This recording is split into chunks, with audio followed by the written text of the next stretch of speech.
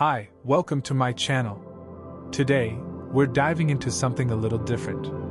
This is a short video that outlines the process of building your own DIY coupler lock.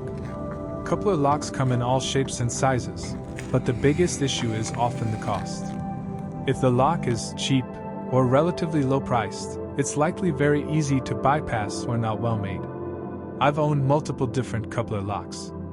I started with a very cheap master lock, and unfortunately, my trailer was stolen.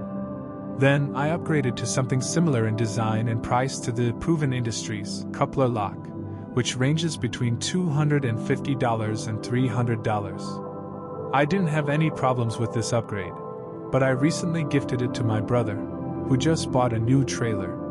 I searched YouTube for possible solutions and, surprisingly, stumbled upon the channel Go Fast with Class, which featured a detailed video of a possible solution. From that video, I designed and built something very similar but slightly different.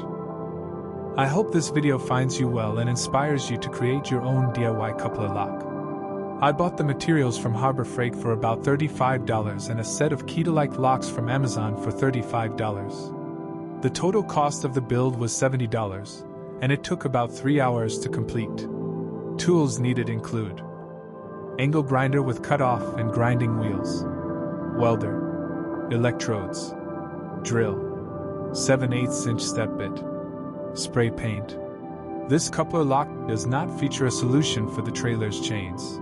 Maybe I'll think of something in the future. If you have an idea, leave a comment. This is not a perfect solution, but I believe it will serve its purpose. I enjoyed the process and learned a lot. Thanks for watching.